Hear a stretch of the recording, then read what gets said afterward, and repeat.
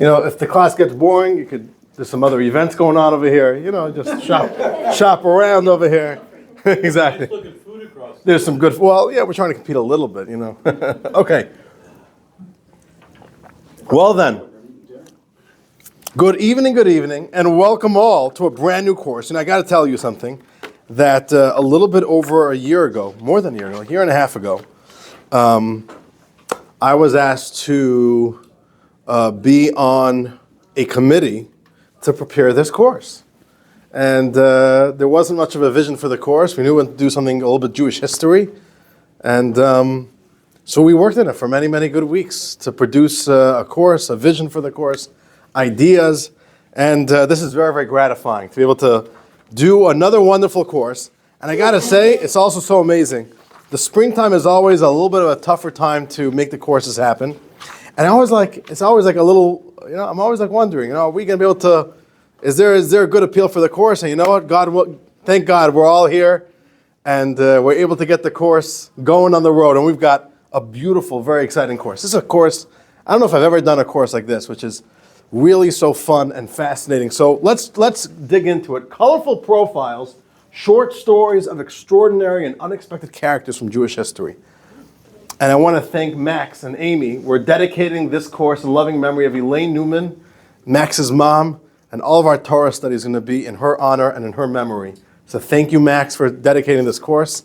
And it's going to be a wonderful, wonderful mitzvah, God willing. I'm used to doing Mishnah Baraks because I realized I forgot my grandfather's name. You forgot to say, it's okay. So it's to say Israel. Okay, very, very good. Don't worry about that. Okay. So Bat Yisrael and Rivka. Okay, we'll update it for next week.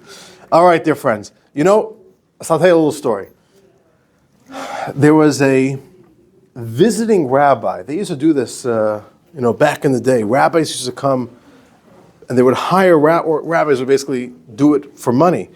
Rabbis from Europe would come to America for a few weeks and tour America and offer their services in Jewish communities. And this was part of how they made money. So one of these traveling rabbis who's visiting from Europe, he's getting a tour of an American Jewish school, this is in the 1930s or something. And they're showing him around. Look at this. We're educating the next generation of Jews in the new world. So he goes into the elementary school, and he sits down, 5th grade class, and in his broken English, he asks the boy, he says, let me ask you a little bit. I want to see how your education's going. Who broke the 2 tablets? And there's this awkward silence in the room, and everybody's fidgeting. And one of the boys get up and says, Rabbi, we promise it was none of us. And the rabbi is very infuriated. What's going on here? This is education?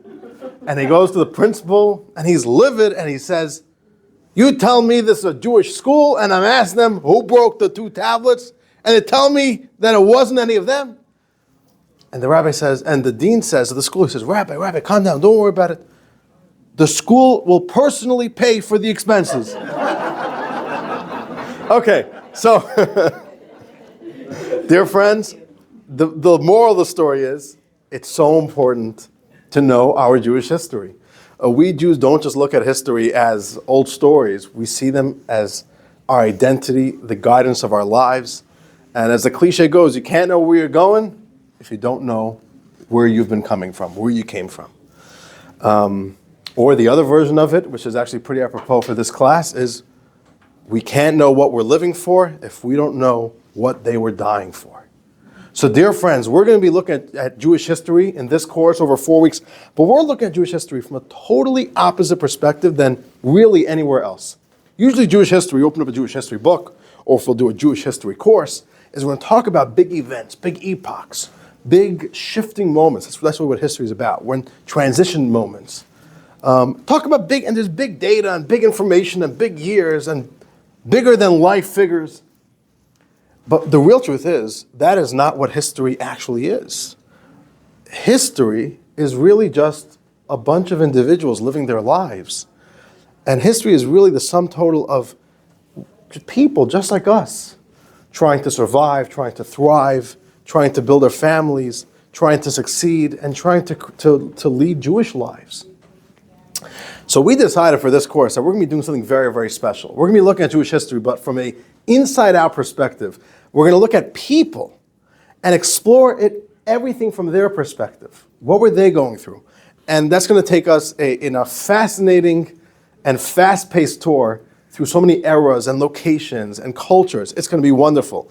And we're going to be exploring 4 different themes. We're starting tonight. Lesson number 1 is about courageous converts.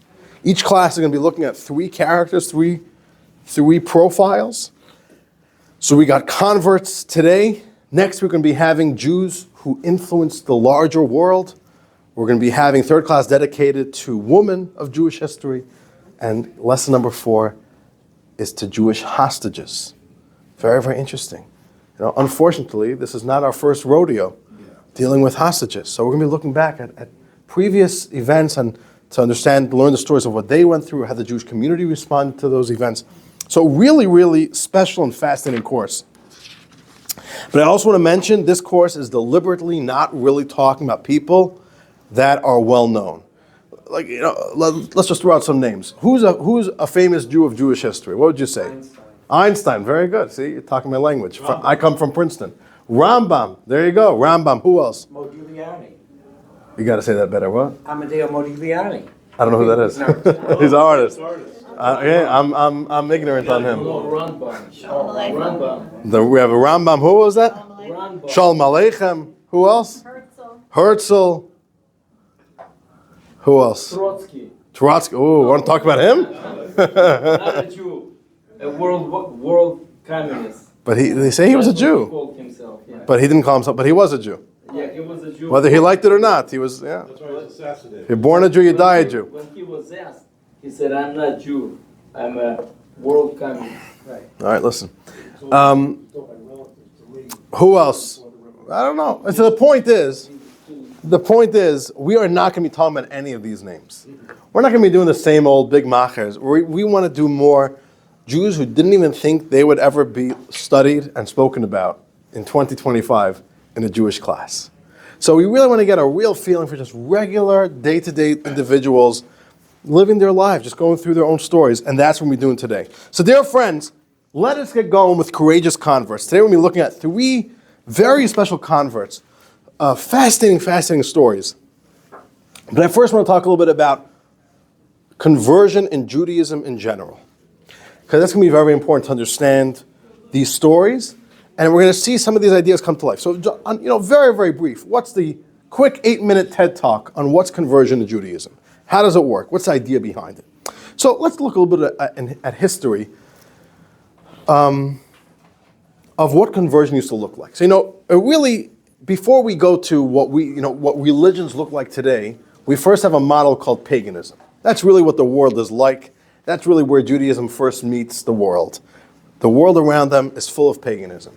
And paganism, the mythology of paganism was that there's a whole bunch of gods, plethora of gods, a whole smorgasbord of gods. You get to choose whichever god you're in the mood of today.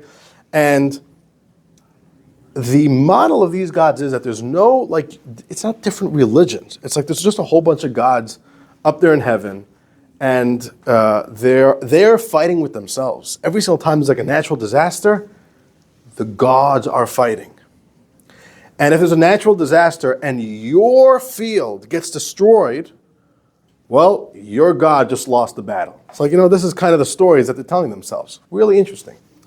And there was a common agreement in the larger world at the time, 2,000 years plus, or even less than 2,000 years, The understanding was that if 2 tribes fight with each other, they go into war, they go to battle, and one tribe loses, that means that their god lost. This is not just a battle between people, this is a battle between gods, and the losing tribe must accept the winning God. That was the understanding. So it wasn't so much about conversion.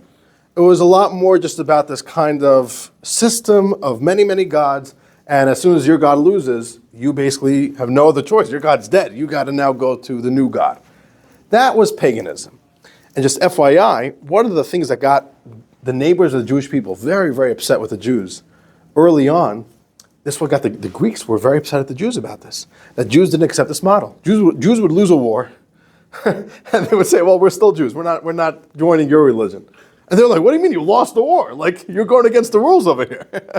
So, anyways, okay. So, Jews never bought into the system. Then comes the age in in history, in world history, of what we call, organized religions. Religion is the way we know about them today, because before it was very unorganized. You could make up a god, whatever you want. It's kind of all over the place. Now we have organized religions. We got the three major ones: Judaism, Christianity, Islam, and a bunch of other religions. And there already, things are a lot more set in stone. And it's a very new model. And I want to share with you what the model looks like once we go into the age of organized religion. They say the story that Friday Boys, right? You all know a little bit about the Friday Boys? They once go, I hope I still am. But the yeshiva boys, they go to somebody's office and he kicks them out. He says, I don't like organized religion. And the Friday Boys say, that's wonderful. At Chabad, we're very unorganized. So, all right. Okay. So first is paganism, and paganism goes away. And next thing what we're left with is organized religions. And there's two elements of other religions. We'll get to Judaism soon. But other religions kind of have these two steps. Number one is universalism. Universalism means that we believe that basically our God is the only God. And everybody should be worshiping this God that we believe in. This is what all the major religions believe this. There's one God, and all mankind should be worshiping our God. So because of that, most other religions, but especially Christianity, goes to step number two, which kind of makes sense. If our God is the God for all humanity, and everybody should be worshiping our God, then we got to get the word out over here. So we're going to hire billboards along the I-80, right? You ever drove there through Pennsylvania? Every other one is like, does that really get return on investment, all those billboards? But they're proselytizing. I don't know. Someone's paying for them. They're proselytizing. You gotta, and what they're basically saying is, if you don't join us, if you don't worship our God the way we say, the way we believe, that's it. You're not going to go to heaven. You're eternal damnation. Who knows what? Not good for you. So other religions, proselytizing, which is, we got the way, you don't got the way. You got to join us or else you're in big trouble. It's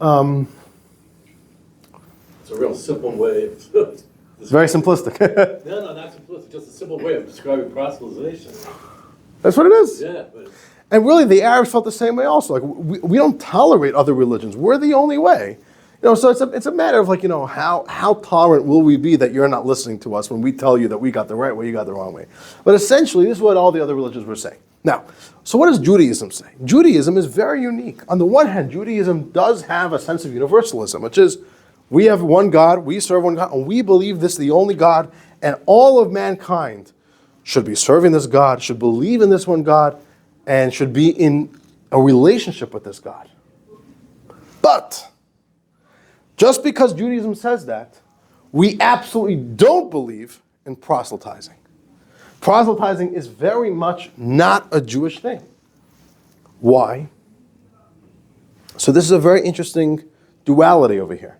On the one hand, we believe that it's not the Jewish God, but the universal God is for every single human being on the planet, but we are not going out there and saying, you got to now worship God the way we do. Let's read two texts to start understanding where Judaism stands on this, and they're both fascinating texts. Let's start with text number 1 on page 3, and I'll start right over here with Doug. We're from Maimonides, and here we go, text number 1. Okay, the righteous individuals among the nations have a share in the world to come. All right, the great Maimonides is saying that, look at this, what he says. This is radical stuff here. No one else believes this besides Jews. That you don't have to be us. All you have to be is a righteous individual. We call them righteous Gentiles. And FYI, someone once told me, and no matter what I'll tell her, she wouldn't accept my answer. She said the word Gentile is a derogatory word. Okay, so I don't know what baggage she was coming with. I don't know why she felt that way. When I say the word Gentile, I don't mean it in a derogatory way at all. I'm just saying it as a descriptive term, right? Just very basic, just a description, not Jewish. Okay. Right, a guy. Also, guy is not a derogatory word. I guess you could use it just like Jew. You could say Jew in a very derogatory way, but it's not inherently derogatory. Okay. So in any case, righteous individuals, you don't have to be Jewish. All you got to be is righteous, and boom, that's it. You could go to heaven. You're not going to hell. You don't have to worship our version, our way, in order to have heaven. It's an amazing thing. Judaism believes this because Judaism says there's one God. God created every single human being. God gave the Jewish people a very special identity and a very special mission. He gave us 613 mitzvot with a very unique mission. And if you're born a Jew, that's your identity. But if you're not born a Jew, well, God doesn't make mistakes. That's the way you were meant to be created. You're a non-Jew. And you also have a job in this world. You have a role in this world. You have a way to be righteous. In the Torah, the Jews get 613 commandments. But way before the Jews got 613 commandments on Mount Sinai, God gives Noah, who survives the flood, the 7 Noahide laws, which are the 7 pillars of morality. How do we build a moral, ethical world? There's only 7 laws, 7 big laws. One of them is you have to believe in one God. You have to believe in the one God, the creator of heaven and earth. If you don't believe in God, then you have no basis for morality. But you have a law like there's no stealing, no murder. There's a law that every single city must have a court of law. Law and order is extremely important, that there should be a stable society. So, but these are not necessarily religious laws. They're all about being righteous. How do we make a world where people are righteous? All you have to be is a moral, righteous individual. And that's all that God expects from you. So the Jewish model is no one needs to convert.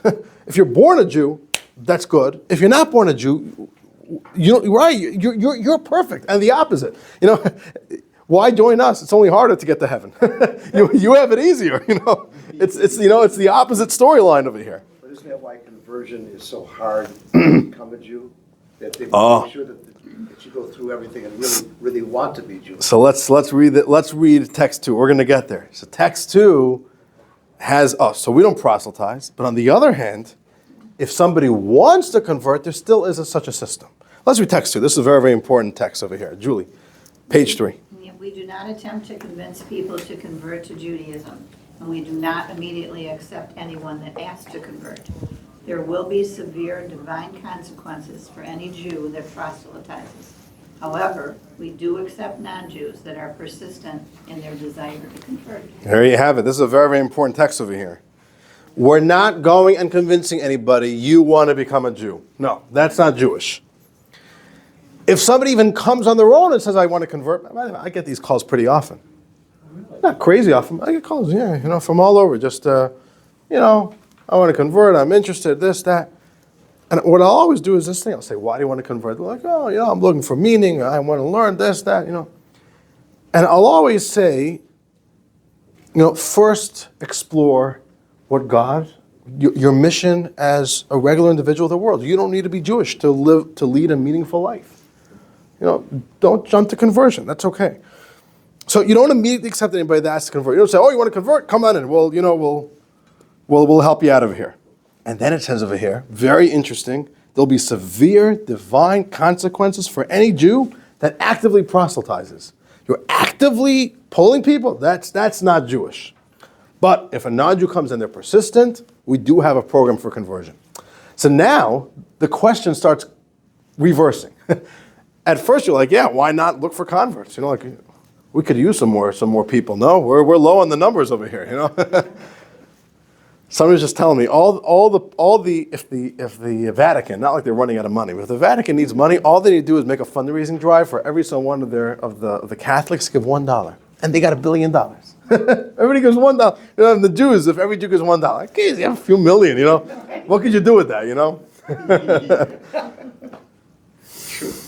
Who was just telling this to me? I was just visiting in Atlanta.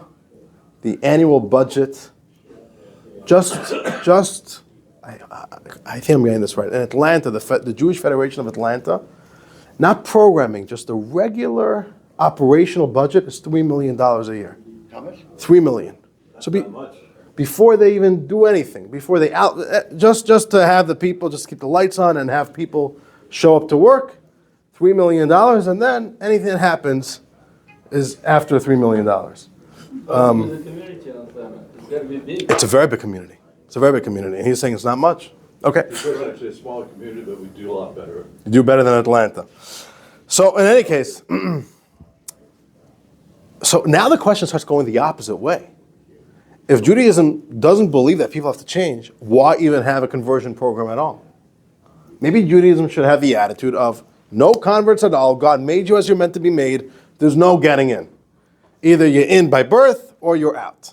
Not in a bad way, just. So now the question is, why even have conversion? And this is a very special answer. The reason why Judaism believes in conversion is because conversion is a very powerful spiritual. There's something much deeper over here. It's not just somebody wants to convert. Okay, we have a program for you to enter into our program. There's something very interesting over here, very powerful. Let's read text number 3, page 4. David. Our sages teach that when we received the Torah at Mount Sinai, all those years ago, the soul of the convert, who would join us only many generations later, was already present. Talmud Shabbat 146a. This soul was at the incredible event at Mount Sinai, although its actual joining our people was deferred until now. So 1 second. We usually think of conversion. What's conversion? A guy is non-Jewish and he wants to become a Jew. So he's 30, 40, 50, decides he wants to become a Jew. And over here, we're learning, no. That soul was always destined to convert. They were at Sinai. Which means, this is what it is. It's a very deep spiritual truth. A Jewish soul is a very unique soul. Being a Jew doesn't mean that you have a regular human soul and all that you have is a commitment that you're going to be Jewish or you're going to do certain things or that you were born into a family.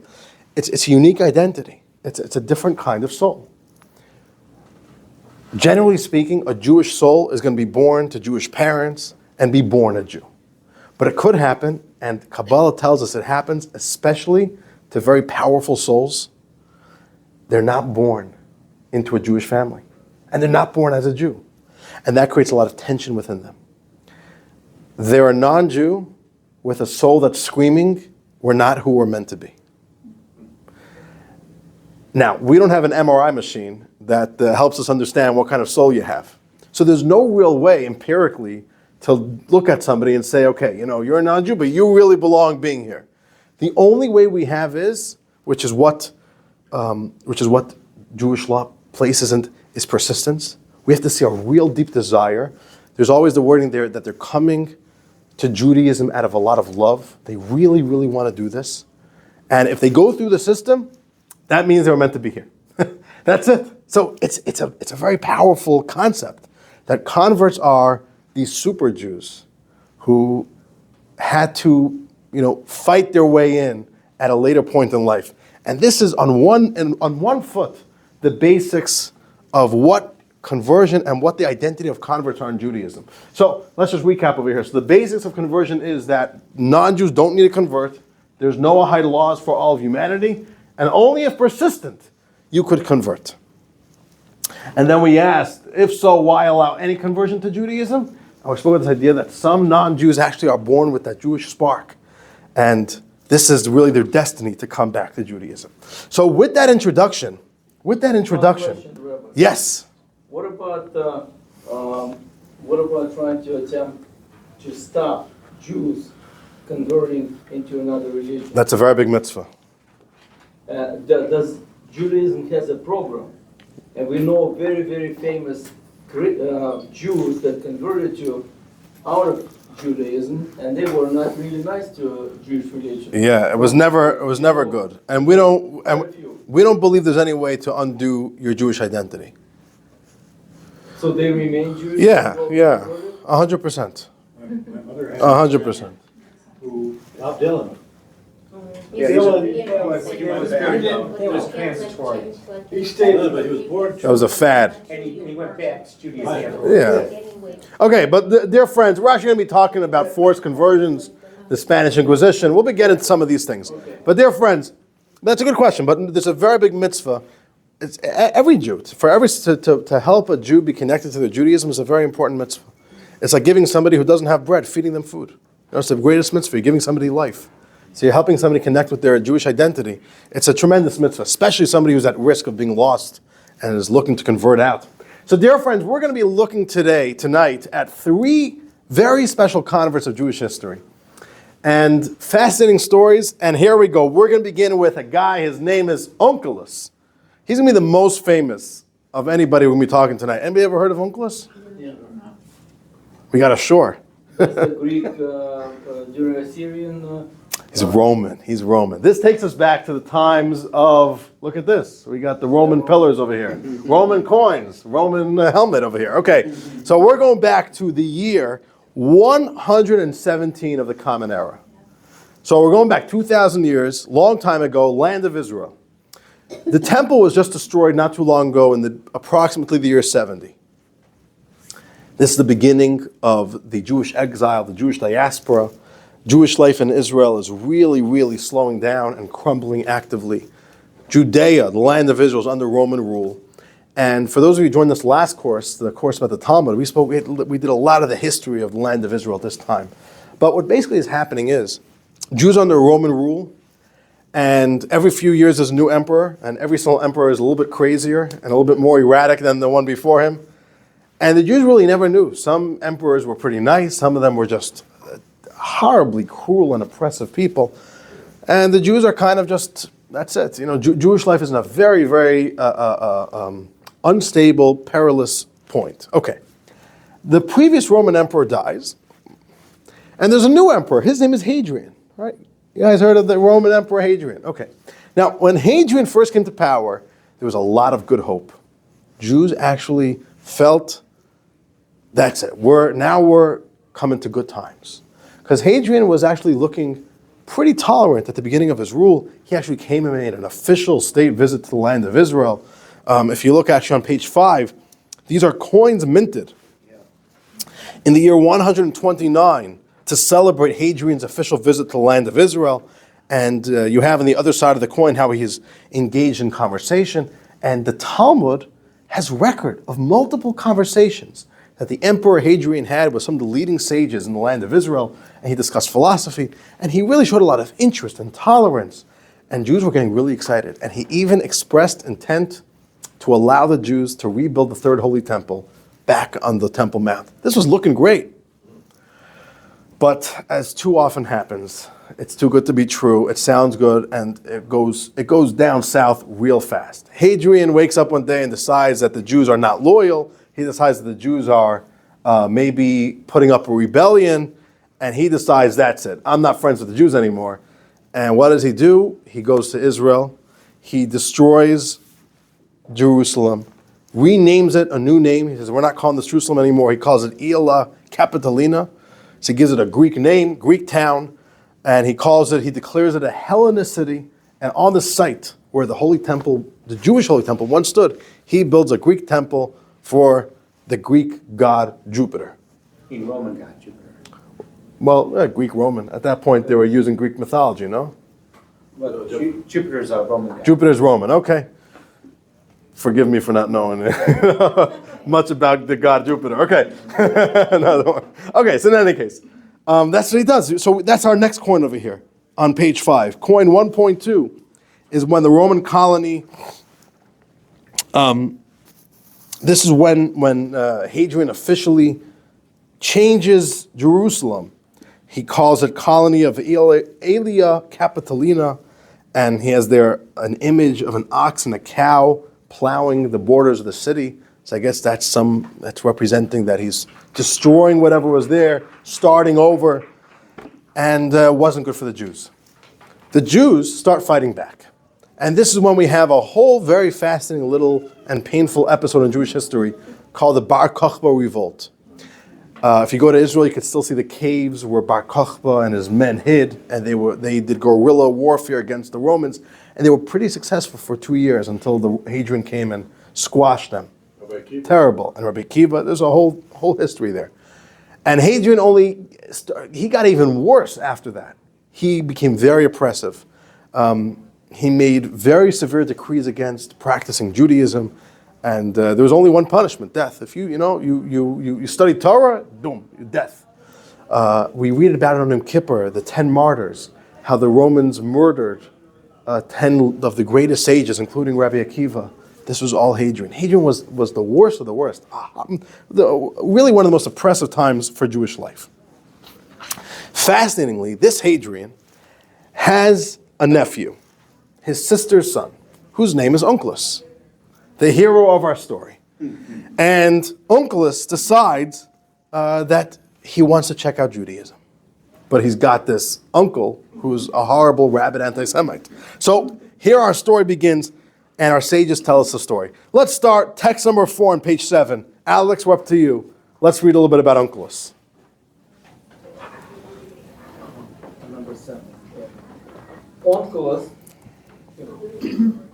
the convert was the son of Hadrian's sister. He wished to convert, but he was afraid of his uncle Hadrian. Onkelos told Hadrian, "I want to engage in business." "If you're lacking gold and silver," Hadrian replied, "my treasury is open for you." Onkelos said, "I wish to travel abroad on business in order to become acquainted with other people. I would like your advice about what investments to make." Hadrian replied, "When you see merchandise that is valued lowly and disregarded, invest in it. Eventually its value will rise and you will make a profit." Onkelos traveled to the land of Israel and studied Torah. A while later, Rabbi Eliezer and Rabbi Yehoshua met Onkelos and noticed that his countenance was changing. They told each other, "Onkelos is studying Torah." As Onkelos became close to these scholars, he began asking them many questions, and they supplied him with explanations. Onkelos returned to his uncle Hadrian. Hadrian asked him, "Why has your countenance changed? Your business must have failed, or maybe someone is oppressing you." "No, I'm your relative. No one would oppress me." "So why has your countenance changed?" "I have studied Torah and even circumcised myself." "Who advised you to do such a thing?" "I consulted with you." "When?" "When I asked you what merchandise to invest in, you advised me when you see merchandise that is valued lowly and disregarded, invest in it. Eventually its value will rise. I traveled among all the nations of the world, and I could not find a nation as lowly valued and disregarded as the Jewish people. This nation is destined to rise." Hadrian's advisor told him, "Since Onkelos has converted, you should kill him." Hadrian replied, "My nephew Onkelos was destined to convert from the moment he was conceived." Fascinating story over here, right? So first of all, Onkelos is a bit of a smart aleck over here, no? he knows how to get his way out of dealing with his uncle over here. But also something which is very striking over here is how one of the recurring themes is that Onkelos' countenance is changing. The sages say, "What's happening to Onkelos? His face is changing." He comes back home, his uncle says, "Onkelos, what happened to your face?" So what's happening to his face? Smile. It's happy. It's clear, it's when somebody is engaged in Torah study, it does something to you. You look different. It fills you with meaning, it fills you with spirituality, it fills you with holiness. And sometimes you look at somebody and you just look at them and they're not frowning, but that guy's miserable. And some people, you look at them, something looks so special about them, right? You're in good shape, you're internally healthy. Studying Torah does that to you. It brings out the beauty of the soul. So Onkelos is changing. He's so engaged in Torah study, he's changing. So that's just one very interesting little detail over here. But Hadrian says, Onkelos, you know what? The real truth is he was always destined to be a Jew. Hadrian somehow, felt this. Even though Onkelos converted only later in life, but, as an uncle, he says, I was able to see from the beginning that, he really belonged there. So Onkelos decides not to kill him. Even though really, this is, as they say, a shanda, right? This is pretty embarrassing for the royal family. Your uncle is the emperor. You could be the next emperor, and you run off to be with the Jews who are being oppressed. and he's gonna become a shmaten and poor with the Jews and stuff. This is very, very undignified. But Hadrian, I guess, decides not to kill him. But Hadrian is really, really not happy. He does not like, it's embarrassing for the royal family. What's a nephew doing there? Uncle should be a good Roman, sit and party a whole day, right? In Rome, join Roman parties. That's what you're supposed to be doing. What are you doing in Israel studying Torah? Okay, so Hadrian is not happy about this. So this meeting kind of ends on a truce, by the way. Hadrian, it's not here in the text, but later on in the Midrash, it says that Hadrian asked Onkelos, why did you have to circumcise yourself? The Romans were very into, this comes from the Greek culture. They worshiped the bodies. They were very much into the body's beauty and physique, and they looked terribly down on circumcision. They hated circumcision. They wanted to preserve the natural beauty and vigor of the body. What are you circumcising yourself? So he asked Onkelos, whoa, what's up with the circumcision? And Onkelos says, I've discovered you can't truly study Torah if you're not circumcised. The soul doesn't work as well. To really connect with Torah, you have to be circumcised. Very interesting. Okay. But what Hadrian does, his next strategy is, you know what? He's not going to kill Onkelos on the spot, but he's sending his soldiers to arrest Onkelos, and that's it. We'll just put him away. That's it. We'll send him to Cheder, as they say, right? You know that one? That's it. We're going to push him away. And that's what happens. And this next text is very, very, very important because I think it gives us a lot of insight into what's going through Onkelos' head. Because if you think about it, what's Onkelos missing? Why did he go to the Jews? You're in the upper class of Rome. You've got money, you've got honor, you've got prestige, you've got whatever you want. You even have the universities there. You can study philosophy. What are you coming to the Jews? So let's read text number 5. Page 9. Max, take it away. Onkelos, the son of Colonelus, converted to Judaism. The Roman emperor sent a troop of Roman soldiers to seize him and bring him to the emperor. However, Onkelos attracted them to Judaism with Torah passages that he cited for them, and they converted. The emperor dispatched a second troop of Roman soldiers after Onkelos and ordered them to avoid discussions with him. As the soldiers arrested Onkelos and led him away, he said to them, "Let me tell you something trivial. A minor official holds a torch in front of a high official.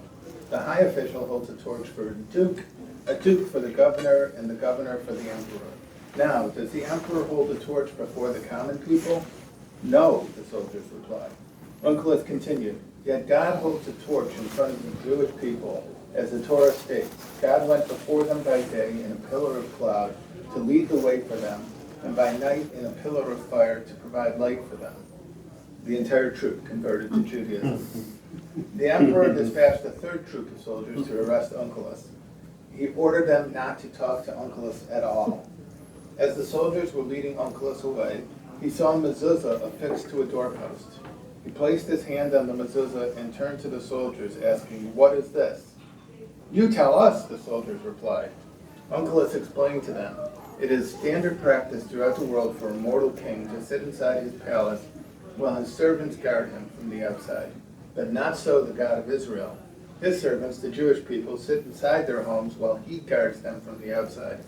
Thus it is stated, God shall guard your departure and your arrival from now into eternity." When the soldiers heard that, they also converted to Judaism. Consequently, the emperor sent no more soldiers after him. Okay, so that's a very fun story. It's like they say, family sitting down for dinner. The oldest boy, John, he's nowhere to be found. He's downstairs in the basement playing computer games. So dad tells 10-year-old Ben, go down to the basement, tell John, quit the video games, got to come up for dinner. But 5 minutes later, Ben's nowhere to be seen. Okay, so they send the 7-year-old girl, Sarah, go downstairs, get Ben and John, tell them it's dinner time, no playing video games. 5 minutes later, Sarah's not to be seen. So the parents go downstairs, and what do they find? All 3 of them are playing video games. Okay, so that's kind of what's happening with Onkelos here, right? So you could read this story and say, Onkelos is being a smart aleck, he's wiggling his way out of being arrested.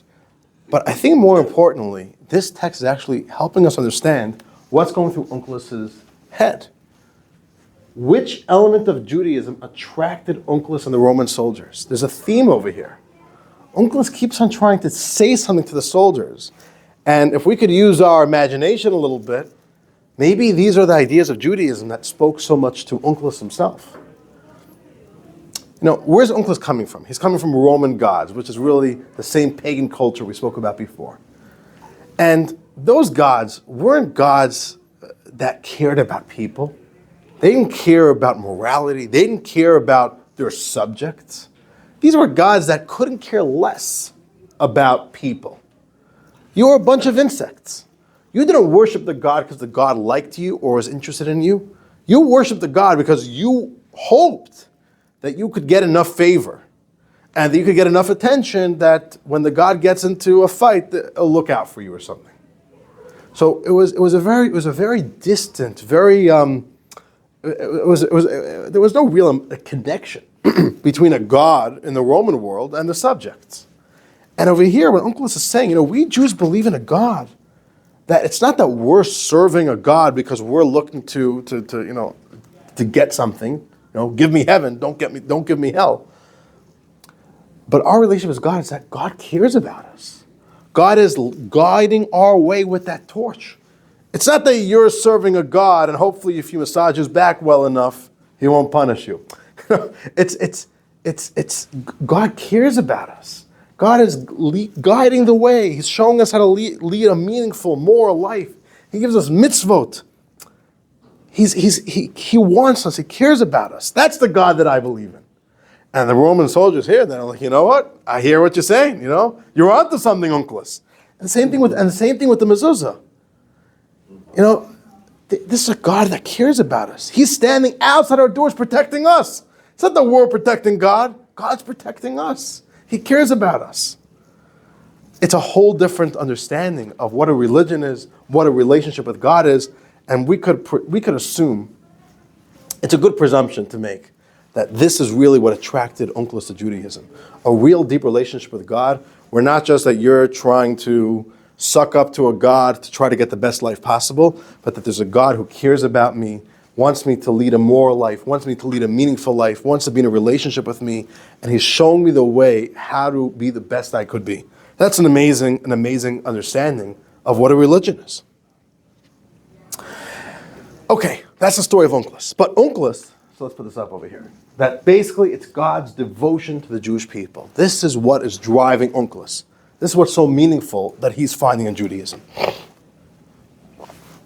But what makes Onkelos an unbelievable hero and so well known to the Jewish world is that Onkelos did something that changed the world of Jewish learning forever and ever. Before Onkelos, you have the only book in the Jewish library at that point, which is the Torah, the 5 books of Moses. And the 5 books of Moses are written in Hebrew. Now, Onkelos doesn't know Hebrew. He's coming from Rome. What language is he reading in? Latin, right. See, he's coming over here, and the Latin individuals don't speak Latin, they're speaking Aramaic, but here's a Torah in biblical Hebrew. So he has a very big language barrier to try to work through, to study Torah. And because of this, he identified the need that there's going to be a lot of Jews, converts like him, or maybe Jews who weren't afforded the opportunity to get a proper Jewish education in their youth. And they're Jews, they should be studying Torah, but there's a language barrier. And he says, well, what if we would write a translation? And Onkelos is the very first one in the Jewish world, the convert, who writes a translation on the Torah. And it became not just a translation that if you go to some library, they may have a copy of it. This becomes the gold standard for understanding Torah. And it's revolutionary what Onkelos does. And I also look at it as in a very beautiful way. The Jews didn't say, okay, listen, Onkelos, you're a good guy, you're smart, but you're a convert, you're second class, sit in the back and, don't make too much trouble here. The opposite, the Jews, fully embrace him, and he even becomes one of the most important contributors to Judaism, not just in his times, but till today. Let's read text number 6 from the Talmud. Anna, page 12. Text 6, page 12. Aramaic translation of the Torah was composed by Onkelos, the convert who had learned it from Rabbi Elazar and Rabbi Yehusha. It's an amazing thing. Rabbi Yeshua, he's studying under these rabbis, and then he goes and writes the first commentary. Dear friends, take a look on page number 12. This is the very first printed Chumash, the very first printed Torah that was printed in a printing press ever in history, published in 1482. Literally one of the very first Jewish books to ever be printed. And what do you have here? This is 1,500 years, or 1,400 years, 1,300 years after Onkelos lived. You have in the center, in the large, the words of the Torah, and right there on the left margin, Targum Onkelos, Onkelos' translation. Now, when this was printed, right, where you probably somewhere like in Italy, no one spoke Aramaic. You see that? But Onkelos wasn't just a translation for those who needed an Aramaic translation. Onkelos, it's Hebrew letters, but it's Aramaic language. Onkelos gives clarity. What does the Torah mean? A good translation doesn't just translate words. You ever got that? Like you buy something on Amazon, it comes from China, and they try making English instructions. But it's like the translation is just so, right? One word doesn't connect to the next word. A good translation is a work of art. You're not just translating words. You're helping the reader understand context, understand meaning. What Onkelos did is critical. In Rashi's commentary to the Torah, which is, by the way, here on the page as well, on the top and on the bottom is Rashi. Whenever Rashi is trying to understand the meaning of any given verse in the Torah, his first stop, his most important stop is what does Onkelos say? How did Onkelos understand this verse in the Torah? He always starts with Onkelos. What Onkelos did to the Torah was groundbreaking, and there's a reason why till today it is almost impossible to find a Chumash that does not have Onkelos right there on the page. So it's amazing. A convert to Judaism ended up being literally right there on the same page as the word of God that came to us from Moses. So this is just how much of a contribution he made, a critical contribution. And be able to read Hebrew or somebody read Hebrew. No, he learned Hebrew. Oh, he learned So Yeah. He did it himself, he didn't hire just some good scholars to. No, he did it. Because it was a work of art, yeah, and it's named after, he dedicated his life for it. This was his life project. He did an amazing job. I'm saying he had the full acceptance of all the sages that this is a authoritative work. And you see, till today, nobody ever replaced Onkelos. In a certain way, he was the very first commentary on the Torah. Nobody made a commentary until Onkelos. And in a certain way, every other commentary that comes later is always building upon Onkelos. It's an amazing thing. Onkelos really gives you a foundation of what's happening in the Torah. And, he accepted it. You see, the Talmud says, he got it from the rabbis. It's authoritative. So it's an amazing contribution that we have that a convert to Judaism ended up becoming literally one of the pillars of creating this Aramaic translation of the Torah. Here's not a print. This is already a handwritten manuscript of somebody, the Torah. Same thing, look at this. This is a handwritten manuscript with the Torah here, and on the outer margins, Onkelos. It's crazy. It's almost impossible to separate literally the words of the Torah from what Onkelos does. And Onkelos understood the importance of the language barrier and how we have to make it accessible. And he really taught the world, and the Jewish world especially, the art of translation. And I'll just tell you, many of you know I'm involved right now with the new Tanya project with Chabad.org, a new translation of the Tanya, a new commentary. And I never appreciated Onkelos until I really got into the nitty-gritty of the art of translation. It's not simple. Google Translate fails for a very good reason. It's a real piece of, it's a real art. It's very, and Onkelos really showed us how it's done. It's an amazing thing. Okay, dear friends, so that's Onkelos. So after every single figure, we're going to leave with one really cool fact about them, and maybe even like what they contributed to the Jewish world. Onkelos especially wrote the earliest, most authoritative Torah commentary. Really amazing to consider that this was not a rabbi. This is a convert who came in and made his way from the ground up as an adult and made such a special contribution. Really, really special. Okay, dear friends. By the way, at the end of class, I'm going to be asking you which one's your favorite one. So we got to rank all the stories, okay? And dear friends, with that, let us now move on to story number 2. How do we like Onkelos? We like Onkelos, right? Cool guy. Okay, moving right along, we have a new convert. This takes us Where are we right now? Let's see over here. That looks like Egypt. What's this over here? Some mosque somewhere. So we're somewhere in the Middle East. We got old papers over here. Ovadia the convert. Okay, Ovadia the convert is a fascinating individual because we didn't know about him until very recent Jewish history. He's only known maybe for about 100 years. He lived 1,000 years ago, and we only just got to know him. So how do we get to know him? This is unbelievably fascinating. Let me give you some history. According to Jewish tradition, we don't throw out anything that we consider holy. So if a Torah scroll, because it's all made out of organic material, at some point it's going to start really getting old and falling apart. And at some point it's beyond even repair, and you don't throw it in the garbage. It's put what's called into Geniza. Geniza is a place which really means safekeeping. If a pair of tefillin gets old, a mezuzah gets old, or even a Torah book. This book that you have right over here, don't throw it in the garbage if you don't want it. If you don't want it, there's a way to put it away the Jewish way, in a respectful way. So you put it aside, it's called Geniza. And like back in the day, every single shul would have a Geniza. So if you had Jewish writings at home and you didn't want to keep onto it, but it's holy writings, there's words of the Torah, there's thoughts of Torah. You'll bring it to the synagogue, it would be put into a little cabinet of Shemus.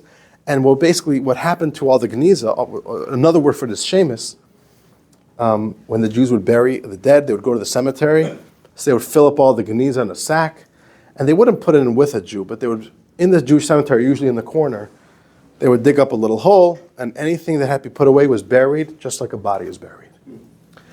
And what happens is when you do that, if you bury papers in the ground, it will slowly disintegrate, and there's no way to kind of retrieve it. So, till today, if you go to like these European shuls, there's always going to be like the attic where there's a Geniza, and either every few months or a few years, the caretaker of the shul is going to go through the Geniza, clear it out because it's getting too full. Okay. This takes us to Cairo, Egypt. Not modern Cairo, ancient Cairo. Ancient Cairo has a Jewish synagogue that's been around for over 1,000 years. It's called the Ben Ezra Synagogue of Cairo. It was recently renovated, but it really is the exact same structure that it was for about 1,000 years. Maimonides prayed in that synagogue. He lived in Cairo for many years, literally those very same stones. Now, if you go into the Ben Ezra synagogue, and so there's the main room of the synagogue, and then on both sides there are stairs that take you to the women's galleys. So if you go in the left side women's section of the synagogue, up the stairs, all the way at the very front, and if you stand on top of a chair, you'll see there's like a little cabinet door. And there's a cavity in the wall, in the stone wall. And that was the Ben Ezra Geniza. Now, what they discovered a little bit over 100 years ago is that Geniza has never been cleared. Wow. Not for 100 years, not for 200 years, but for 1,000 years. So Jews from Cairo are just stuffing stuff in this Geniza. And I guess it was a really big cavity, so nobody ever complained that it's getting too full. And we just have a stash being preserved in between stone in the very dry air of Egypt. And unbelievable, who knows what's even going on there? So over 100 years ago, began this unbelievable study that's still ongoing till today to take every single piece of paper that we could find in that Geniza. By now it's empty, the whole Geniza. But they're still working through it. And trying to study every single page. Every single page, you look at it, you have no clue what it is. Who wrote it, from when? It could be from 200 years ago, it could be from 1,100 years ago. How do we know?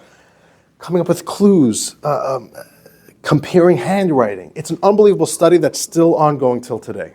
Fascinating history. We found the original writings of Maimonides in the Cairo Geniza. We have Maimonides' fingerprints from the Cairo Geniza because, too much ink and he smudged his finger. It's almost for sure Maimonides. It's his handwriting, and there's a smudge of his fingerprints right there. Just unbelievable stuff we have there. One of the things that we've discovered in the Cairo Geniza was about an individual named Ovadia the convert. So this is somebody that was lost to Jewish history until very recently. So this is cutting edge. We're learning, this is really recent history, but if you were coming to this class 50 years ago, chances are no one would be known about Ovadia. 50 years ago, they started knowing about him. There's a website, till today, they're still uncovering, they're still working through these documents. And as modern technology gets better, we have better methods of how to read papers that are so smudged out or it's water damaged. And now we have ways, with modern technology. So it's a non-stop study. Unbelievable. There's websites dedicated to the Cairo Geniza. Really, really fascinating stuff over there. So dear friends, Ovadia the convert. Let's talk about this guy. Ovadia the convert is born in Italy, not in Egypt, nowhere near Cairo. He's born in Italy. He's born to a Christian family, Norman, which they come from France, Normandy. So people that came from Normandy, they were called the Normans. So he's a Norman, and he's born to a non-Jewish family, of course. The exact town is called Oppido Lucano. Am I pronounced that correctly? Southern Italy. Yeah, and that's something like that. And that's where he's born, non-Jewish. Now, take a look on page 13 over here. Ovadia wrote his own autobiography. He wrote in third person, which means he just kept a record of his own life story. We found it in the Cairo Geniza. This is the first page that we have of his autobiography. It's not the first page. We're missing earlier pages. Maybe it will still come up.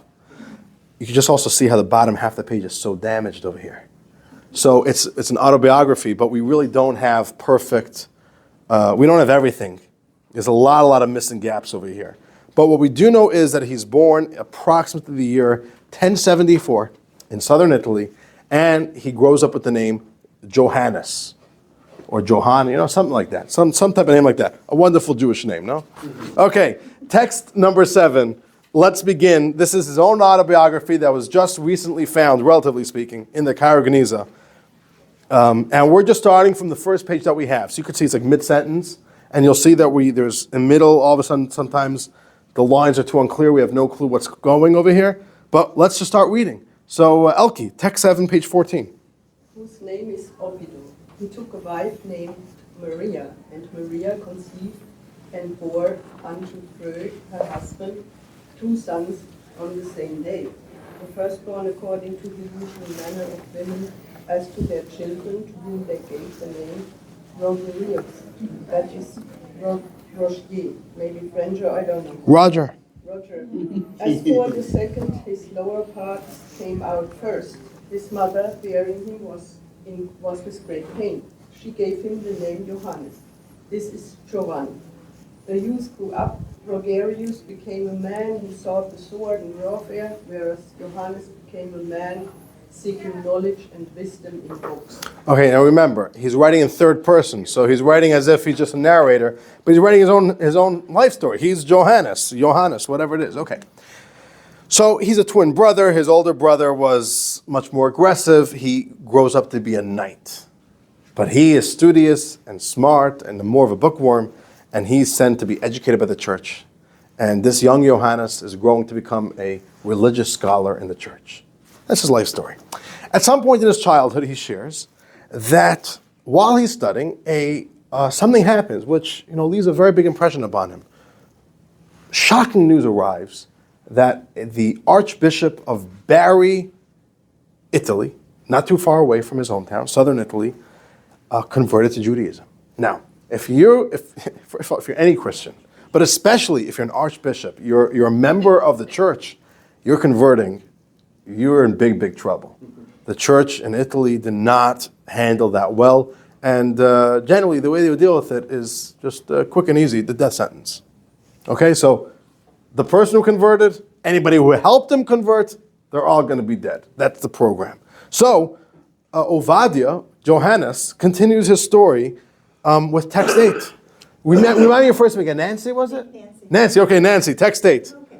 It happened at that time regarding Archbishop Andreas, the high priest of the city of Bari, that the Lord put the love of the Torah of Moses into his heart. He forsook his land, his priesthood, and all his glory, and came to the city of Constantinople, where he circumcised the flesh of his foreskin. He endured suffering and hardships. He arose and fled for his life from before the Gentiles, seeking to slay him.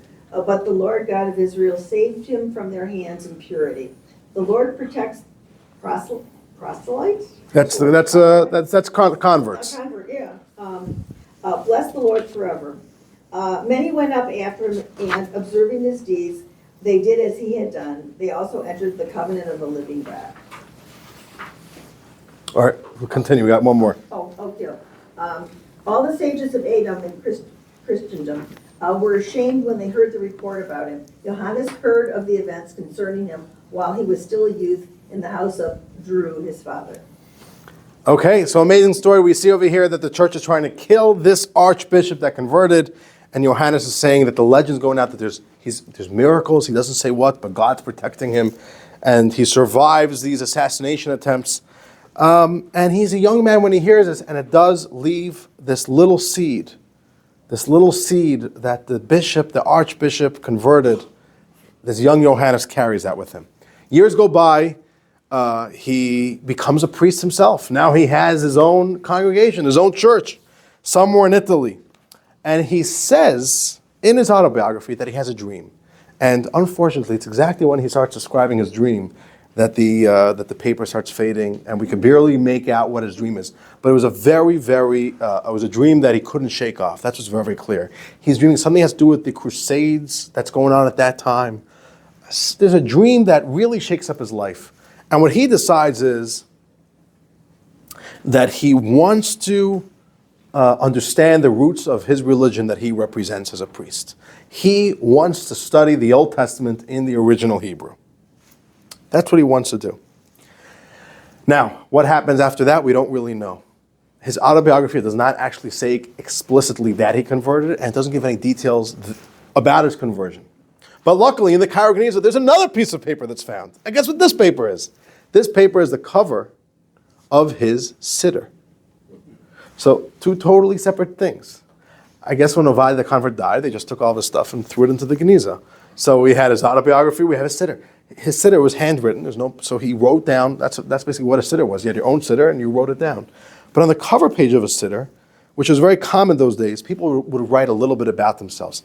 In the olden days, up until pretty recently, everybody only owned one siddur. You had it for life. And all important information was kept in the siddur, on the front cover page and on the back cover page. You would write your family tree. You would write anything of importance that you want your family to know about. So Ovadia did the exact same thing. This was very common for him to do. So let's look on page 16. We have over here, and it's so faded, we could barely make out these words. This Ovadia's handwritten inscription. We know it's his handwriting because it matches perfectly the other handwritings of his autobiography. And he writes over here that he's Ovadia, the Norman proselyte, the Norman convert, who entered the covenant of the God of Israel in the month of Elul, year 1413, the era of documents. Okay, we have multiple year counts over here, but it basically comes out to the year 1102. So he's like 38 years old, right? He's born in 1074. Right now in 1102 he converts. He's a young priest, and he just converted to Judaism. In his siddur we have the date. Okay. Why did he convert? What was his conversion like? And what's the rest of his story? And for this, we have another document in the Cairo Geniza, not authored by Ovadia, but it's signed by the court of a great rabbi who lived in Aleppo, Syria. All in the news. Aleppo is also, just like Cairo, was one of the very ancient Jewish traditions. Aleppo, up until recently, when the Jewish community was really uprooted from there, was a very ancient Jewish community with tremendous deep roots. There was a great sage who lived in Aleppo. His name was Rabbi Baruch ben Yitzchak. Rabbi Baruch ben Yitzchak was a great sage, and he was very prolific. We know that he's prolific because later Torah books quote him. But you know what the problem is? Whatever he wrote is lost. So we know that he wrote a lot, but it's one of the losses to the Jewish library that we have none of the writings of Rabbi Baruch ben Yitzchak until this document was found in the Cairo Geniza.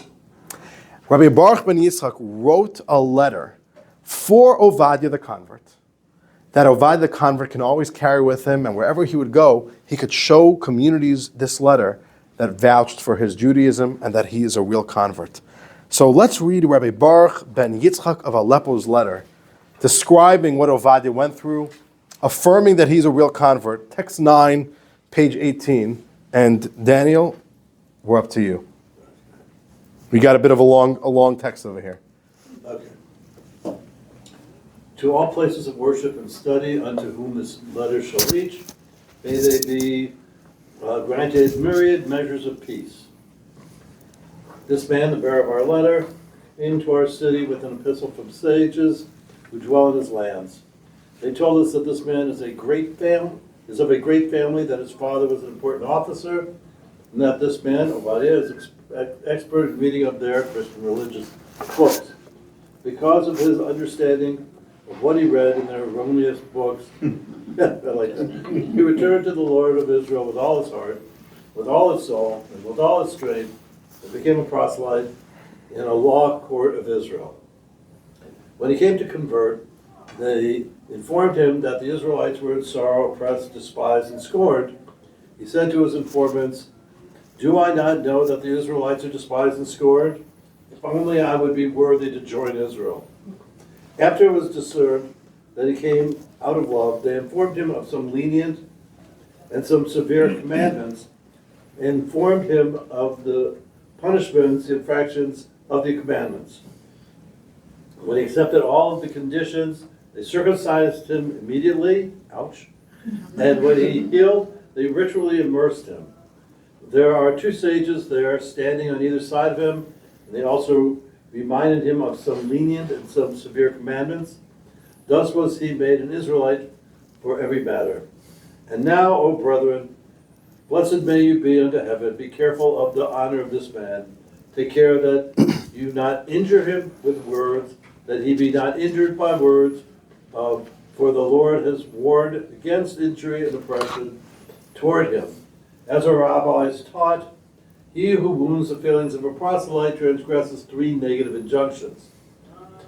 This letter was written in his own hand by our master Baruch, the great and outstanding master. May he be guarded by heaven, son of our master Yitzchak. May his soul rest in peace. Our master Baruch wrote this letter that it might be kept by Obadiah the convert for use in all communities of Israel to which he might go. Okay, so this is a very, very important historical document. Even just to really understand what conversion looked like 1,000 years ago, it's amazing. This is the exact way it's done till today. And it's just a fascinating puzzle piece, seeing all these historical documents come together. I want to go through with you over here. This really describes to us what Obadiah went through to become a convert. Number one, when Obadiah comes to convert, what do they tell him right away? No, you don't want this. You don't want to be a Jew. We're oppressed, we're despised, we're scorned. You don't want to be a Jew. But he's persistent. But they say, but 1 second, do you know about all of our mitzvahs, the severe mitzvahs, the lenient ones? We believe in divine punishment. If you don't do the mitzvahs, you may get punished. You don't want this. But he says, no, he accepts it. Part of conversion is you need to be circumcised and you need to go to a mikveh. And we're seeing that this exact process of conversion is how it's working. These steps, discouragement, learning about Judaism, circumcision, immersion in the mikveh, and then Rabbi Baruch Ben Yitzchak concludes with reminding Jewish communities to make sure to treat the convert well. We Jews don't believe in treating converts as second-class citizens, but no, the opposite, even more sensitivity and care for them. Now, just something very, very interesting to think about. This was a very important letter, because if Obadiah shows up, and let's just guess, he didn't look Jewish. I don't know, he didn't have the Jewish nose. Okay, and he says, I want to join your shul. I want to get married here. And they're like, well, who said you're Jewish? He's like, I converted. What do you mean converted? How do you know the guy's real? This was very, very important. Documentation is extremely, extremely important. If he wants to get married, he would not be able to get married to a Jewish woman unless he produces a letter like this. Oh, Rabbi Baruch Ben Yitzchak affirms that you got a real conversion. Very good. But 1 second, where's his original certificate? And why doesn't Rabbi Baruch Ben Yitzchak give any details to where he converted, when he converted, and who converted him? And if you think about it, it's because he knew what happened to the Archbishop of Bari just in his youth. What happened? He was killed. He was doing dangerous business over here. What he did was, he got rabbis to convert him. He was putting his life in danger. He was putting those rabbis' lives in danger. The second he converted, he bailed out of Italy as fast as he can, and he traveled to a Muslim land, not a Christian land. What presumably happened was, he gave to Rabbi Baruch Ben Yitzchak his original certificate and said, this certificate is dangerous. This is incriminating evidence. I want to destroy this. So this was a cover letter. You are a trusted rabbi. If you say that you saw the document and that you know it was good, then I could destroy my original conversion certificate. And that's what happened, because we have no detail, and it's probably because he wanted to protect his life, and he also wanted to protect that Jewish community's life. For all he knew, if they found out, if the Vatican finds out which Jewish community was the one, the whole community could be killed. So this is just helping us understand the stakes over here, and just from a historical level, this is just fascinating stuff over here. Okay. We have a little bit more in his autobiography. We know that he travels. We see about how indeed Jewish communities are treating him very, very well. Jewish communities are helping him integrate into the Jewish community. Jewish communities are helping him study Torah. It's really, really beautiful. He's sharing the story, and eventually he ends up in Cairo. One last detail about Ovadia the convert, because we're running out of time, we still got one more amazing story to share, is we found, I'm not involved, but it was found in Cairo, Gniza, 3 papers of sheet music. Ancient sheet music, does not look like the sheet music of today. And who composed this? Well, compare the handwriting, it was Ovadia. Ovadia in Cairo composed 3 unique, he wrote his own songs in Hebrew, like holiday melodies, and he wrote his own music, his own notes. And these were songs that were chanted in the synagogue, in the ancient Ben Ezra synagogue. And today, we know what those notes are, and then you have to convert it, and more or less we know what the song, that this mysterious convert that we only just got to know about, they reproduce what his song sounds like. So I want to share it with you. This is really interesting. But you'll hear it doesn't sound like, modern American music. Even though if you go online, there have been many renditions where they try like modernizing the song. But I want to share with you a version which was, as authentic to the original as possible. And you'll see it's like a very little bit of like a different musical style. But if you want the text, it's here on text 11, page 22, and on page 20, and on page 23, you'll see the actual sheet music over here.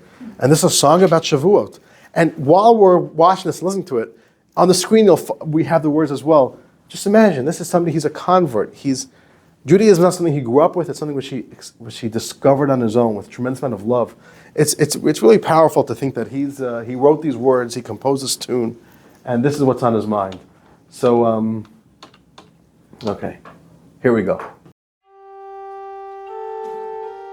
Ovadia the convert wrote the oldest surviving piece of Jewish sheet music. These pages were preserved in the Geniza storage room of Cairo's Ben Ezra synagogue, which Ovadia would have frequented. Recently renovated, the Ben Ezra synagogue still stands in its original location. This is the song.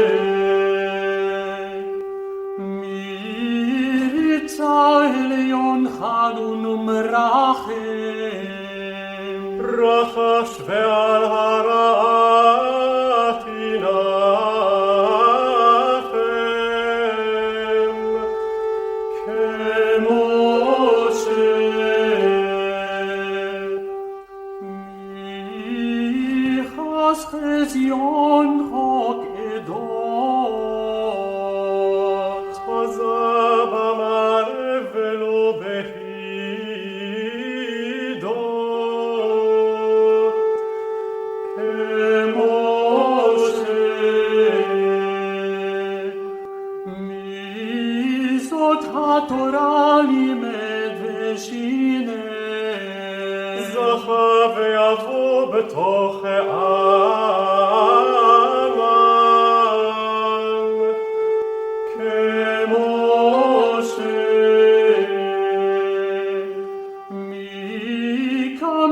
באים יום בשמיים,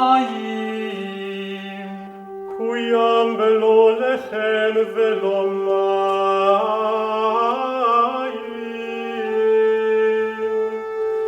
כמו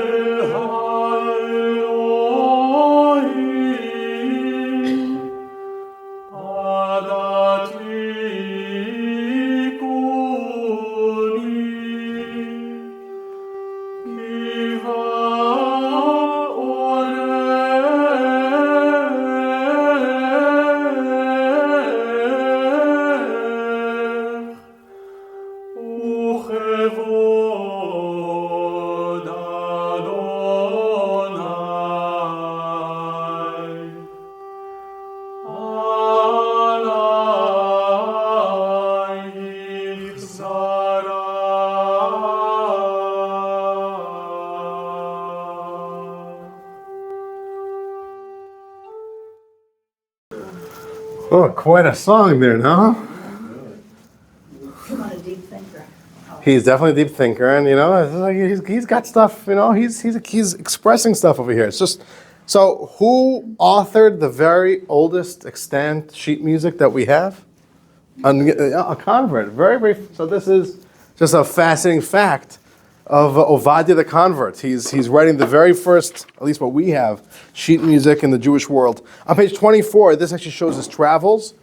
But what you see is that once he leaves Italy, he tries staying out of Christian lands. He's only staying on the Muslim lands because the last thing he needs is to be exposed as a former priest. And so he knows that he got to stay out of trouble. Dear friends, we got about 12 minutes left. We may be going a few minutes over because we need to do our last beautiful story. What was that? We're going to say this. We're going to share the story now of the convert named Avraham ben Avraham, Abraham, the son of Abraham. We're going to much more recent Jewish history. Let's go to the 1700s, the 18th century, the Polish-Lithuanian Commonwealth. There's a story of a convert. His name is Avraham ben Avraham. Now, I just want to share with you, throughout the Jewish world, but especially in Europe in recent centuries, there was something called the censor. The local government, which was very Christian, censored Jewish books, and it's a very big part of the Jewish library that many books were heavily censored. You couldn't publish whatever you wanted. Jews had to literally give in manuscripts to the local authorities, and they would tell you what you got to pull out. It was absolutely forbidden in the Polish-Lithuanian Commonwealth at this time.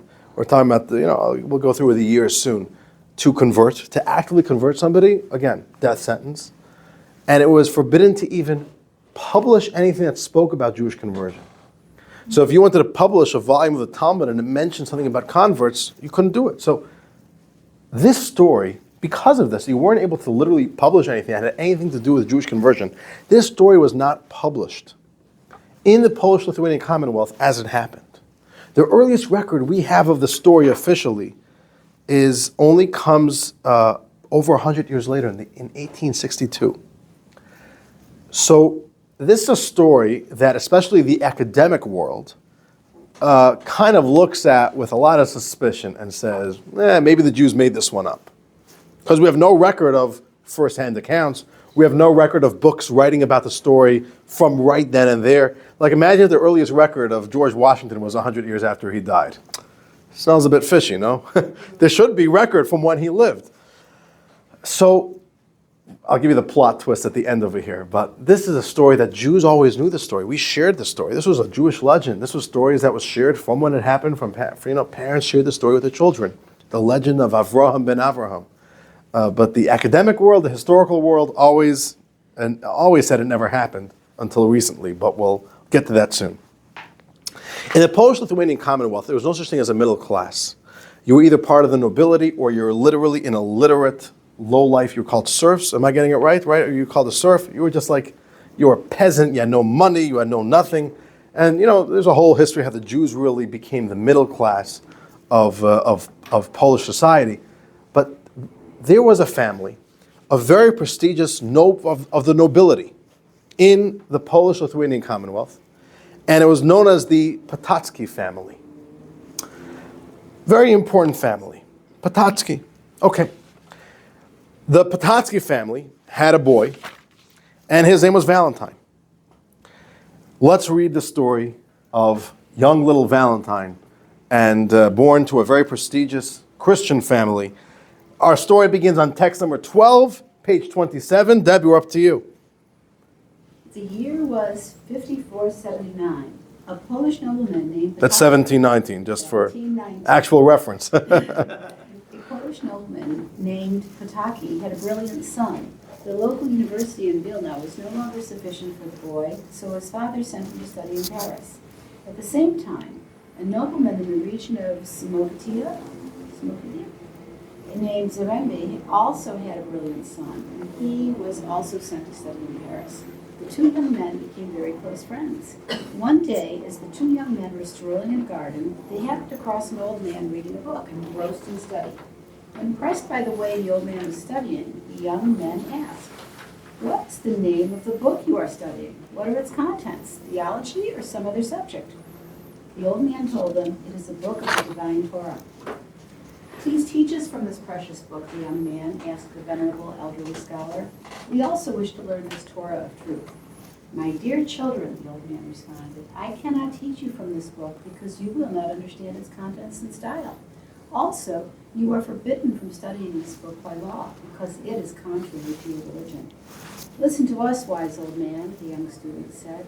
"God has blessed us with great intelligence. Have mercy on us and teach us this dear Torah. Do not be afraid of the government. We will keep it secret. Please do this for us and show us the light."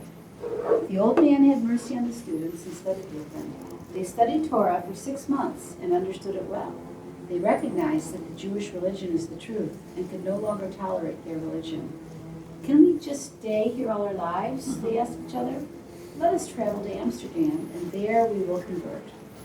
All right, so this young Valentine is exposed to Judaism and gets very excited and says, that's it, let's convert. He wants to go to Amsterdam. Amsterdam is a modern cosmopolitan city. Am I saying that right? It's a modern city. There's not religious, fanaticism over there. Conversion could happen in Amsterdam. He's like, let's go to Amsterdam. That's a much more modern, forward-thinking, tolerant city. That's a place to convert. But young Valentine starts having doubts. Maybe the Christian religion that he was raised with actually is a true religion. No, he's not going to just jump and become Jewish. So he decides that he wants to go and sign up for classes in Rome at the Vatican. And he sends a letter to his dad, like a rich kid, and says, "Dad, I need money. I need to travel to the Vatican. I need, get me into college." And the dad says, "Sure, you'll travel, no problem. You want to study?" And the dad's all proud of his young Valentine. And Valentine goes to the Vatican. And what happens there is he comes to the conclusion that Christianity is in fact not the real religion and that Judaism is the real thing. What he shared was that the last straw that broke the camel's back is when he was 100% sure that Christianity is a fraud was they said that the Pope every single Christmas ascended to heaven. But he befriended one of the people, one of the people in the inner circle of the Vatican, and he shared with young Valentine that actually what happens on Christmas is that the Pope locks himself in his private chambers and spends the day with a prostitute. Or maybe that's heaven, I don't know.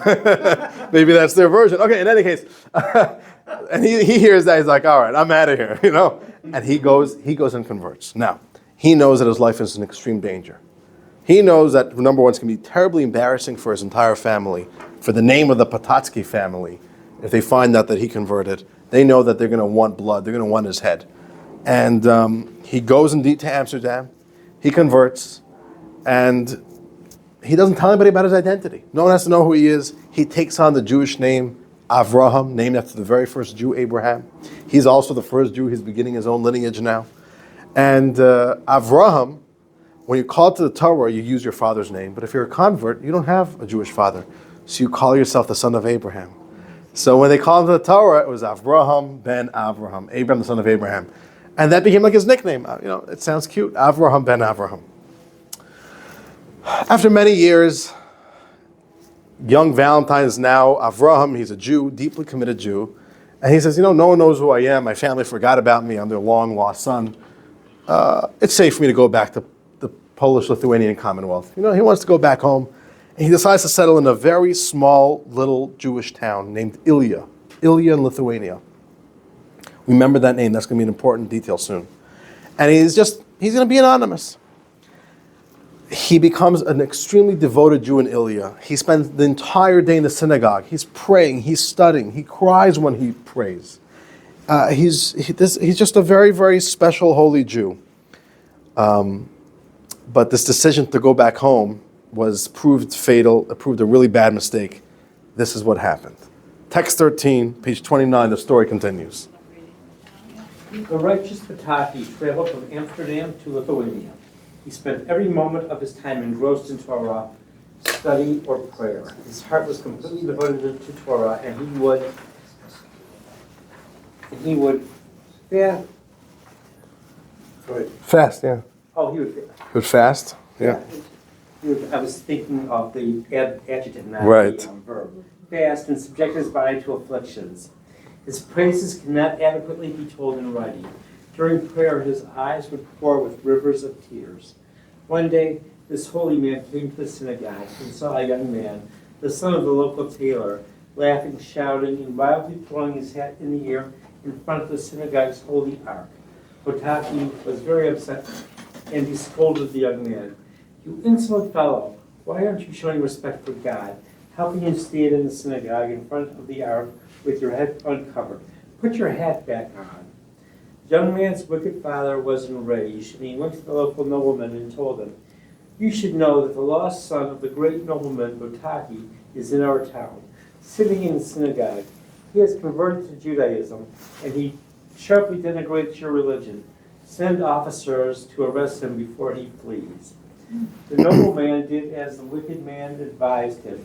He brought 300 officers, and they surrounded the town.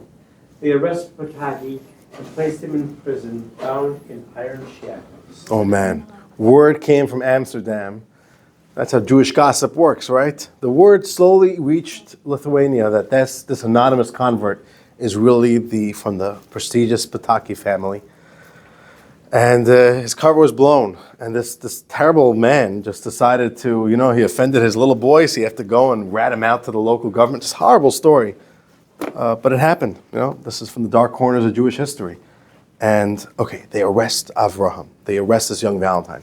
He says, "You got the wrong guy. I'm not related to the Potaki family. I don't know what you're talking about." But it didn't help. And they gave him the ultimatum. Your punishment is death unless you publicly convert back to Christianity. They spend many, many months trying every single trick in the book, the carrot and then the stick. They send bishops to go have meetings with him and debate him in philosophy and theology and try to convince him that Christianity is a real way. His mother comes and begs him, "Please save our life. Please protect the name of the family. You shouldn't be burned at the stake publicly like this." Nothing helped. The Jewish community went to visit him, and he was absolutely resolute. "I'm a Jew, and if my fate is to give up my life for being a Jew, it will be my greatest honor to do this for God, to die for my beliefs, to die in my dedication to God." Ultimately, that's what happened. The authorities saw that they're not making any movement with Avraham, and they set the date for his death on the second day of the holiday of Shavuos, the day where we celebrate the giving of the Torah. That was going to be the day that he would be publicly burnt at the stake. And the story so continues. Text 14, page 31. Actually read something. You didn't read it before? Well, one line. One line. Okay, now you got a real piece.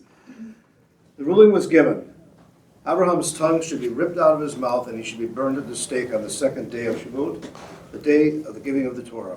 He indeed rose to heaven on that day, and the Jewish people mourned bitterly the murder of this special man. All the Jews of Vilna prayed at home on that day, pouring copious tears. They peered through the shutters and saw him being led to the stake, his face shining like the sun. He went joyfully like a man dancing toward God's mouth. He didn't go kicking and screaming. He went with joy. His face was radiant. And Jewish tradition tells us that he was singing a song. What was he singing? He was singing words that are part of our daily morning prayers, which speak about the mitzvah that every single Jew has to give his life for God, to sanctify the name of God. And this is literally how he spends his last moments of life. Let's read what he's singing, the words from the Siddur. Text 15, Julie, page 32. But we are your nation. And by the way, just when we read this, I'm sorry, just imagine, he's a convert. He took upon himself this commitment, and he's facing his last moments of life, and this is what he's saying. He's singing these words. There's something very, very emotionally powerful over here. Okay, go ahead. But we are your nation, the people of your covenant, the children of Abraham, your beloved, to whom you swore on Mount Moriah, the descendants of Isaac, his only son who was bound upon the altar, the community of Jacob, your firstborn. Therefore it is incumbent upon us to thank, praise, and glorify you, to bless, to sanctify, and to offer praise, thanksgiving to your name. Fortunate are we. How good is our portion, how pleasant our lot, and how beautiful our heritage. Fortunate are we who early in the morning and in the evening, twice each day declare, Hear, O Israel, the Lord is our God, the Lord is one. Sanctify your name in your world upon the people who hallow your name. Through your salvation, our King, raise and exalt our strength, and deliver us speedily for the sake of your name. Blessed is he who sanctifies his name among the multitudes. So we conclude this prayer saying, Baruch HaMekadesh Shemo Barabim. Blessed is he who sanctifies his name, through us, through the Jewish people. But he didn't say it the way we say it in the Siddur. He said it like a real blessing. Baruch Atah Hashem Elokeinu Melech Olam Asher Kedishanu b'mitzvotav v'tzivanu. God has given us the mitzvah to sanctify his name.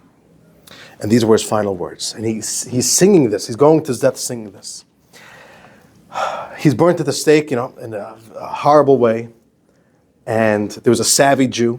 This was on Yom Tov. And he goes to the executioner and bribes him and says, can you please give me the ash of this Jew?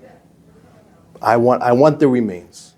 So the Jew pays off the executioner, gets the remains, and buries him in the ancient cemetery of Vilna. And on page 33, we see the Jewish community honored him. They built a real proper structure around his resting place. And this is a place people went to pray by him as a tzaddik, as a righteous person. And they wrote there, Ger Tzedek, a righteous convert. The Soviets destroyed the old cemetery in 1950. But they moved him to the new one.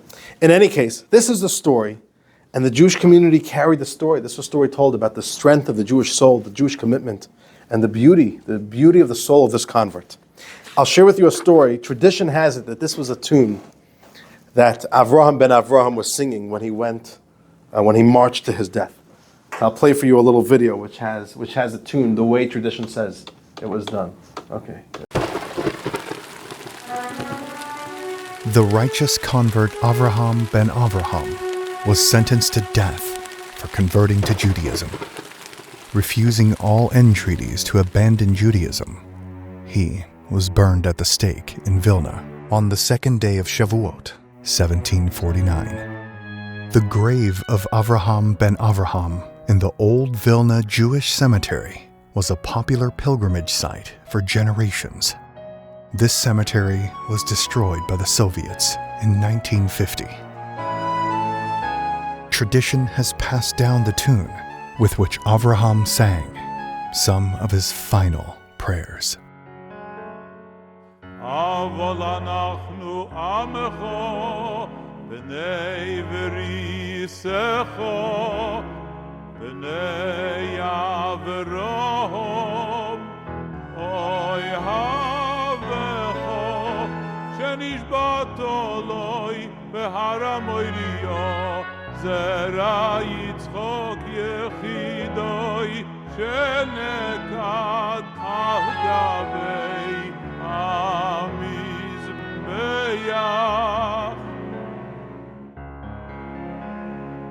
אבל אנחנו עמך בני וריסך בני אברהם אוי הבך שנשבעת אלוהי בהר המוריה זרע יצחק יחידוי שנקד על גבי המזבח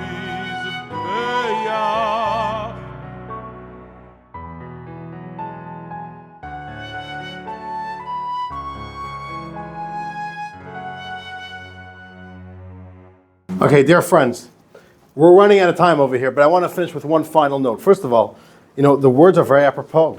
It speaks about Abraham. He named himself after Abraham. How Abraham was willing to give up the son, his only son, Isaac, on the altar for God, and that's what he's doing. He's giving up his own life. So this is, okay. The world of academia says, Jews made up a story. There's not enough good record for this. But Jews didn't know that, number one, there was record from 1755. A halachist who lived in Amsterdam, Rabbi Yaakov Emden, the city where Avram converted. He doesn't write a history book, but he has a book of halacha. And he writes it a few years ago, and he writes very briefly the details that match the story. But most importantly, just a few years ago, one of these guys who love researching, online, discovered a little piece from a English newspaper. Just over the past few years, newspapers, they've been digitizing them, and you go on university websites, and who looks at those stuff? But you have some geeks that love pouring through pages and pages, and so somebody finds just a few years ago, very recently, the London magazine called the Gentleman's Monthly Intelligencer. How do we subscribe to that? Gentleman's Monthly Intelligencer. It's digitized. It's put online. The 1753 edition and 1753. And all of a sudden there's a little piece in the newspaper. And let's read what it says. Unbelievable discovery from a historical perspective. David, we're up to you. Text 16 on page 34. From Vilna in Poland, June 11th, we have an instant equally shocking of Popish Catholic revenge against the Jew as follows. The court of judicature in this city pronounced sentence a few days ago against an apostate named Rafael Santemani, a native Croatia, who after being educated in the Christian religion, renounced it at the age of 12 years, embraced Judaism, and took the name of Abraham Iskavitz. While he was in prison, several zealous priests daily visited him, shewing him the heinous of the crime of apostasy and exhorting him to repent and return to the church. And for a day or two they had some hopes of reclaiming him, but they soon found themselves mistaken. He was so hardened that neither the torments he was to suffer nor the offer of a pardon could make any impression on him. The ninth instant he was led to execution. Being arrived under the gallows, the executioner plucked out his tongue and flung it into the fire before his face. And then, with his hands tied behind him, he was thrown alive into a heap of blazing faggots, sticks. When his body was consumed, the ashes were scattered in the wind. This poor wretch suffered death with great resolution, but not so much as a groan or the least sign of fear of having escaped him. Matches the story pretty well. 1753, this is right around the time that it happened. And 1 second, they say the story happened in June, the 9th instant of June. That was the old way of saying 9th of June. And guess what the 9th of June, 1753 matches up to? Second day of Shavuot. Wow. Which city is this happening in? In Vilna, but it says Ilya, the city that we have record where Avram lived.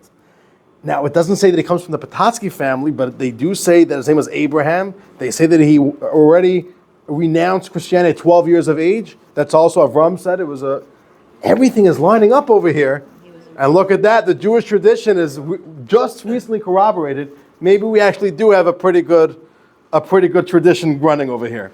So that's just a fascinating idea. Dear friends, this story of Avram, Ben Avram, was a story told by Jewish people for all the years since, as a source of such inspiration of the dedication of Jews, how much Jews gave up for, and to learn from the piety of the special man, a convert to the Jewish people. And dear friends, with that, we're really running out of time over here. But this was wonderful, dear friends. We got the ball rolling, colorful profiles. Next week, we're on to our brand new host of special Jews, influential Jews this time. Thank you all for joining. Thank you, Max, for sponsoring. And looking forward to seeing you all next week, same time, And God bless you all. Thank you for joining us for such a wonderful new course.